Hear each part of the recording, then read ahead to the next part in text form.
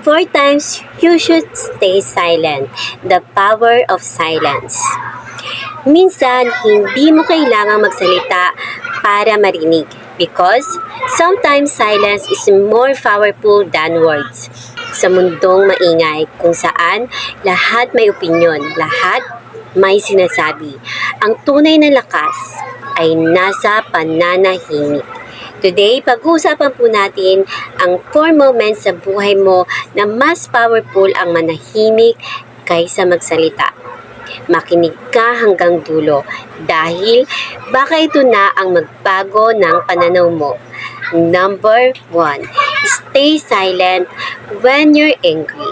Kapag galit ka, mataas ang emosyon mo. At aminin natin, kapag galit tayo, nakakabigkas tayo ng mga salitang hindi naman natin talaga ibig sabihin. Words spoken in anger can destroy relationships in seconds. Kaya, kapag nararamdaman mong umiinit na ang ulo mo, huminga ka. Lumayo ka muna at manahimik. Hindi lahat ng nararamdaman mo kailangan mong sabihin agad. Minsan, ang katahimikan ang makakapagligtas sa iyo sa pagsisisi. At number 2, stay silent when someone is insulting you. Hindi lahat ng laban kailangang patulan. May mga tao na gusto ka lang hilahin pababa. Kapag pinatulan mo sila, binibigyan mo sila ng power. Remember this, your silence is a sign of strength, not weakness. Hindi mo kailangang ipagtanggol ang sarili mo sa bawat taong hindi ka naiintindihan. Hayaan mo ang actions mo ang sumagot para sa iyo. And number 3, stay silent when you don't know the full story. Minsan, mabilis tayong mag-judge. Mabilis tayong magbigay ng opinyon. Kahit hindi natin alam ang buong kwento, pero tandaan mo, half knowledge is dangerous.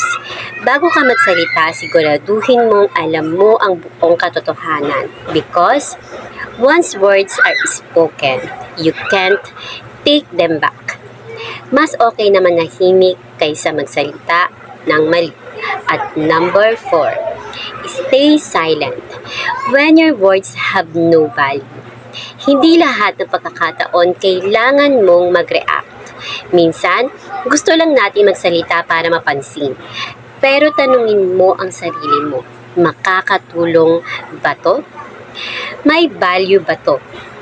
If your words don't bring peace, wisdom, or understanding, mas mabuti pang manahimik because silence protects your peace. Sa huli, hindi nasusukat ang talino o lakas ng tao sa dami ng sinasabi niya, kundi sa kakayahan niyang kontrolin ang kanyang sarili.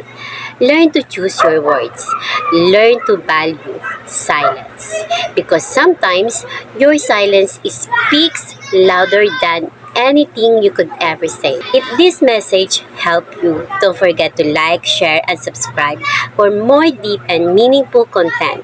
At tandaan mo, hindi lahat ng laban kailangang salihan. Minsan, ang tunay na panalo ay nasa pananahimik.